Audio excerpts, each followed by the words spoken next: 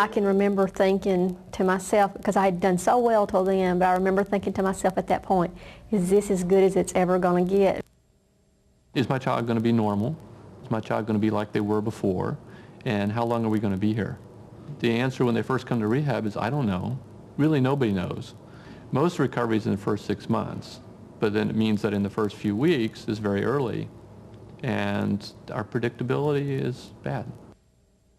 I woke up from a 4-month coma, not knowing who or where I was or what had happened to me. All I knew was that my world had completely changed. Now everything was hard. I remember waking up in the hospital one night and not knowing where I was. How far is she going to be able to come back? And not knowing that made a lot of the days a lot longer, a lot of the nights a lot longer. I was praying to God, if this is a dream, let me wake up, and I didn't wake up. Well, he just didn't talk, and he was incontinent, and he couldn't really walk, and he was just like he was in this fog, and sort of this robot stage. People come out of a coma, they often are not aware that they have problems. Many of them will insist, I'm just fine, I can do all these things, and then fall down.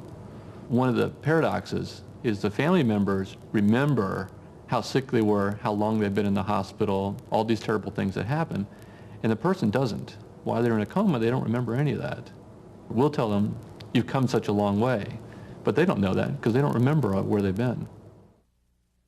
When the child leaves the hospital, they very often enter school just a few weeks later. And it's important to understand that they don't change from one setting to another without some help. It's also very important to understand that this child who is now experiencing different feelings and different ways of thinking still remembers the child that they were before the injury. They expect to come back to school and have everything be and feel like it was before. Well, when I came back to school, it was starting of my junior year, and I was sitting with Kristen, and I was scared to death. I was shaking. And when you're a junior, you're an upperclassman, you shouldn't be scared. And then he went back to school, and things were fine for a while. And actually, that whole year, everybody had heard I had been in a car wreck. There was rumors that I had died. She was back enough to herself that they were going to allow her to go in the school system supervised. He went on back the next year, which was this year, and we had a big surprise come October. Because they'd be like, how are you? And I would say, well, I'm fine, but I'm not all there yet.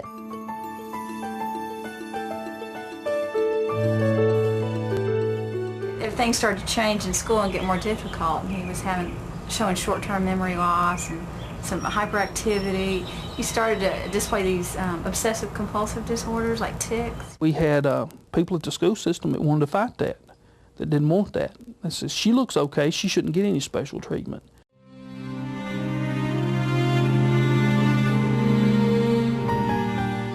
And those people didn't understand the day-to-day things that we'd been through.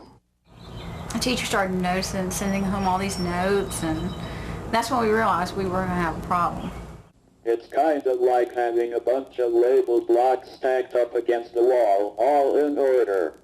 Then somebody or something comes along and smashes into them, knocking them everywhere. All of the blocks are still there, but it is hard to retrieve a specific block out of the mess that's left. I couldn't remember where I'd been 10 seconds ago, or if I'd went and brushed my teeth or whatever, and I hated it. So, you can imagine what it's like at school dash remembering stuff about the Roman Empire and past participles and the Pythagorean theorem. She was really upset. She said his behavior is very bizarre. She'd never seen any kind of child act like this before in her life. That can be a real tough issue, figuring out, what is the brain injury and what is the child just being a child. I think a lot of it's a combination. What's important, too, about understanding the disability is not to excuse some of the things that the kids do, but to understand why they're doing it. It was just like a roller coaster ride, because the way we get called, we would get called to school to the principal's office. Andre had been disruptive in class. And the mistake we'd made was we thought, okay, he's okay. We won't really tell her that he's had this brain injury. She probably knows. And so She really had not any understanding of a brain injury at all.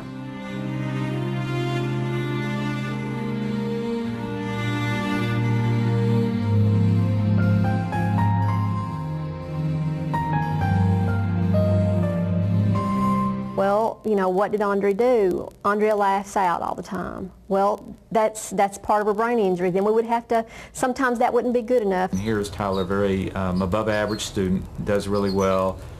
He shouldn't have any problems. And it was kind of funny, during one of the sessions with some of the medical professionals we talked to, one of the neuropsychologists used the phrase, "Please don't hold my child's good skills against him."